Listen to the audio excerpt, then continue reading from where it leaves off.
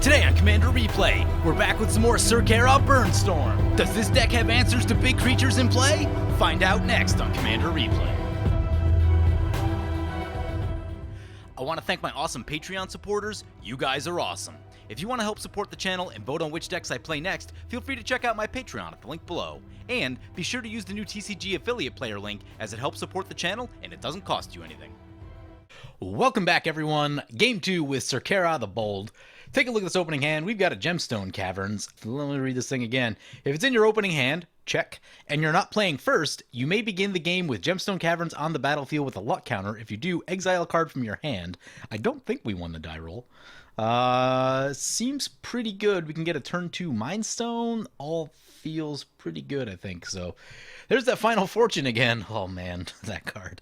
Let's keep. So in the comments, I did put CEDH for this game. We've got an Animar opponent, probably CEDH. We've got a Lathliss opponent, probably not CEDH. And we've got a Ghalta being piloted by Patreon supporter Fish Said Fish. Probably not true CEDH, but it's still going to be a very powerful deck. I think it's going to be like, you know, mono green, cast about half their deck in like 5-6 turns kind of thing. So maybe not like quite CEDH, but probably not too far away either. Just going to be a very powerful mono green deck. We've got some pregame actions, and that is going to be this Gemstone Caverns into play. Click OK. Oh, we got to exile a card. Gross. What are we getting rid of? That gets us cards. That gets us cards. That does a lot of damage. I'm getting rid of the Final Fortune. I think I'm getting rid of the Final Fortune. It's just so much risk. It's so much risk. I still don't feel comfortable enough to know when I can like truly go for that Final Fortune. Plus, we'll probably try to wheel that away at some point, and I really like all these other cards, so getting rid of the Final Fortune. We're last in the turn order. So Gemstone Caverns, instead of really putting us ahead, is probably just going to keep us about even with our opponents. But better than falling behind, right? Mana Crypt for the Lathliss, yep. Also a Divining Top for the Ghalta on their first turn. So as I mentioned in the last video, this deck list was built by Shaper's Avant, a well-known CEDH deck builder. And as I also talked about in the first video, with this commander and just in general, I am not a good Storm builder. Like, I don't play Storm a lot. I don't build Storm a lot. So I really just wanted to get a deck built by someone who knew what they were doing, because I think that's going to make for a better viewing experience. So, yeah. I think I also talked about it a little bit somewhere in the first game. Like, I'm not in love with the Storm archetype in Commander, because it's a lot of like, watch me take this 20-minute turn and I may or may not win the game. For me, that's not really what EDH is about. I don't love that sort of thing. So yeah, just Storm is a thing that, you know, it's not my favorite. But like anything, it's fun to mess around with every once in a while and just kind of broaden horizons and that sort of stuff. So anyway, that's what we're doing today.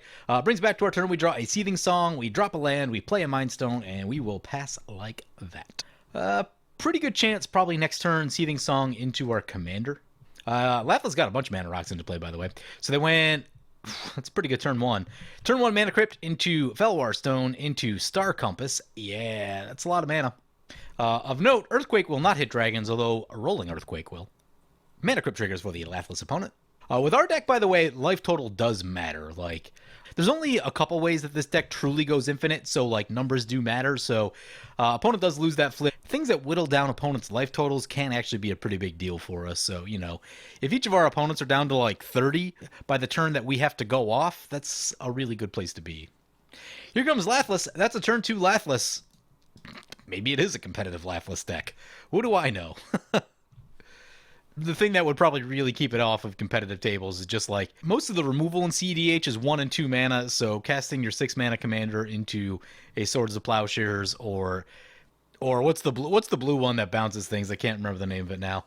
You know, casting your 6 mana commander into those and getting it bounced feels really bad. Got a Majoring Network for the Animar. Brings it back to our turn. We draw an Inventor's Fair. We'll go ahead and play the Inventor's Fair. Yeah, let's play the Seething Song. I've been starting to use this card more in just like regular decks that just need to be a little faster. And with that mana, we'll cast Syr Carah.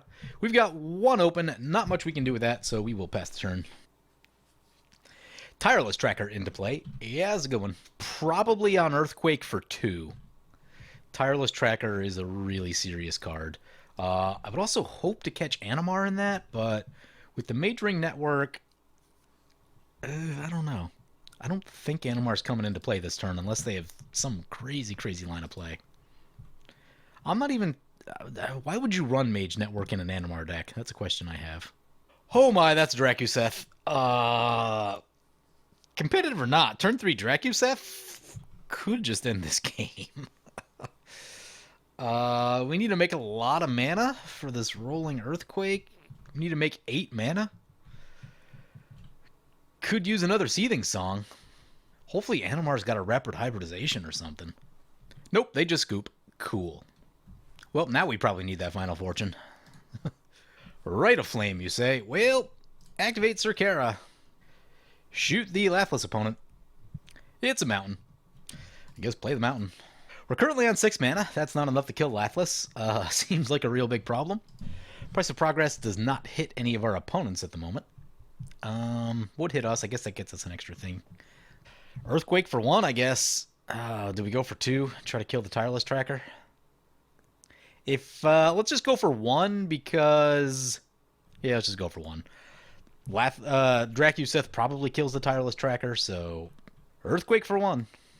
Get 3 triggers. Soul Ring. Mountain. Ruination. Nope, not going to get any help from that one right now. Play the Soul Ring. Hope Ghalta has something? That's all we can really do right here. Landfall trigger for Tireless Tracker. Vernal Bloom for opponent. That's bad. No answer to Drakuseth. We're actually 1 mana away from Rolling Earthquake and killing Drakuseth, so I think I actually want to see a land off the top right here. Here's a Ruby Medallion for opponent. Here's a Territorial Hellkite. That's another dragon. Territorial Hellkite chooses us. At random. Drakuseth going on the attack. Lathliss going on the attack. Hellkite on the attack. And Token on the attack. Opponent splitting the damage up. Drakuseth gonna hit Syr Carah. Seems like a problem. Tireless Tracker gonna go down. And we're gonna take 3 to the face. Opponent's gonna fire breathe their dragons. Speed up that clock even more. Down to 22. Opponent goes down to 19. That's a really big hit. There's the mountain. Play the mountain. Make sure we have enough. Rolling Earthquake X7. Get rid of all this stuff. It's gonna put our life totals really low. So it's not just over. All the dragons getting blued up. But still, opponent can just recast Lathliss, and, you know, if they have another dragon after that, it's going to be back to the dragon party. We're at 15, opponent's at 12, dragon's still at 28. Opponent has double mana on their forest. Seems really good. Gonna miss his Pilgrimage. There's a Bow of Nylea. 2 damage to target creature with flying. That's probably not going to be enough. The life gain doesn't seem completely awful. If this game starts to go longer, that life gain's going to look good. I think Aetherflux is our only source of life gain in this deck. And even after that, it's going to take a lot of spells for that to matter. Yeah, opponent go for some life gain. That seems good. Up to 15. My hope right here is that they don't have a second dragon that they can cast after it. Okay, they're just going to go for a Dreamstone Hedron. That is very, very safe. Can they still get... they can't still get Lathliss, can they? Down to 1 card, so they're probably trying to draw cards right now. It's a Helm of the Host. Okay, no big deal. There's Volcanic Fallout, so we're just going to recast our commander right here. A little more toughness on Syr Carah would not be awful. If it was like a 3-4, that would make me feel a lot better. 3 toughness at 5 mana is it's a little bit glassy. Not that that would have saved us from Drakuseth, because they still have a 4 damage trigger in there, but still. Even from like our own burn and stuff like that, 3 is a little low. Primal Crux. It comes in as a 9/9 trample. Cool. It's more than half our life total if it hits us. Nylea, God of the Hunt. Yep. And a Ghalta. Opponent can easily kill 1 player next turn. Ooh, that's a Mazavith. Alright.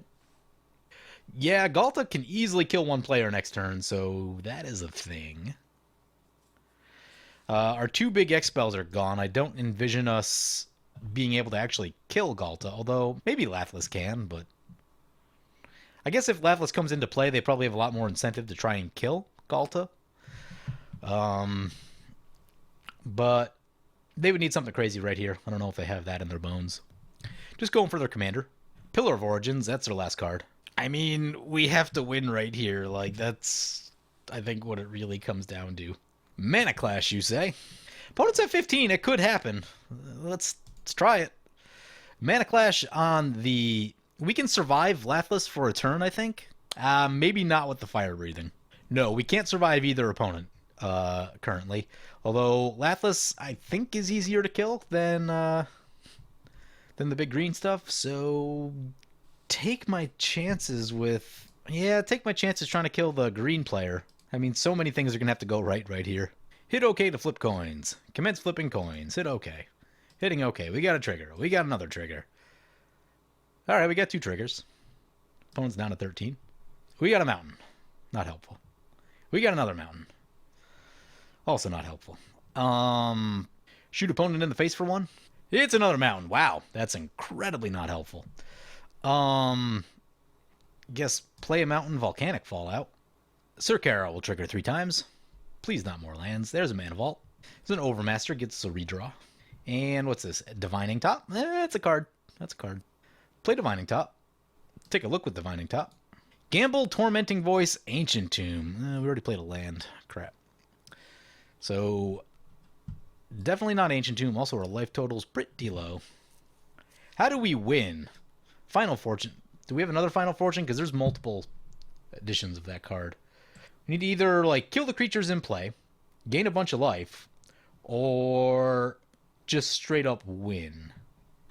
Right now I'm looking what to gamble for.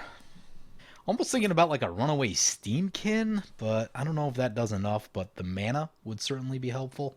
Right now we just need like mana to keep doing stuff. We can make that happen, then we might be able to do something. I think I'm going to try that. Tormenting Voice in the middle, and then Gamble on top. The other thing I've been thinking about is in the Heb. So far we've done like 3 damage to opponent. And then Volcanic Fallout has done 2 and 2. Right now we're around 6 or 7 on the Heb mana. Maybe we go for the Heb. About to run out of red mana though. Seems like an issue. Got 1 red mana. No, Gemstone Caverns. Okay. Whew. Okay. Use the Inventor's Fair. Actually, wait on that. Have to use the Rite of Flame. Do we draw with Divining Top? I think I'm going to try to hang on to Divining Top, so let's use the Overmaster. So our next instant or sorcery can't be countered, and we get to draw a card. It's the Gamble. I know what I'm going to do. I'm going to cast Gamble. And with Gamble on the stack, I'm going to draw with Divining Top to give ourselves a better likelihood that we don't discard in a Heb. Could have to lose Divining Top doing it, but... So we draw the Tormenting Voice. Get Neheb the Eternal. It's in our hand. We discarded the Price of Progress. We've got a chance. Oh, no, we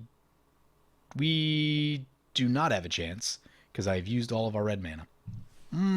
Crap. All right, well, guess that puts us on Mana Vaults. Also, we don't have enough mana.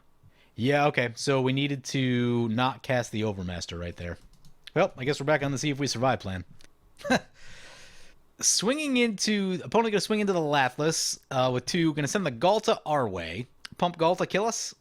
Pump Ghalta, kill us. Yep. Yeah, the turn 3 Dracuseth, and especially with us going last after the Dracuseth, is a real big problem. I can 100% tell you that the way this deck is currently built is not made to deal with other creature decks. It is made to deal with CEDH type of decks, which is why you see cards like Overmaster, partially for the draw, partially for the anti-counter spells. This deck is assuming that it's facing other combo decks, which aren't necessarily going to run a bunch of creatures into play. So, yeah. I'm sure I could have piloted it like a little bit better, but I just don't know that there was a lot that I could do. Maybe if we get the Neheb in and, you know... Oh, that's Death Touch and Trample. I think opponent could still survive at like 1 or 2 if they block, though. No blocks. Down we go. Let's see if we can look at our next couple cards. No, it's not gonna let us look at the next few cards. Makes me sad.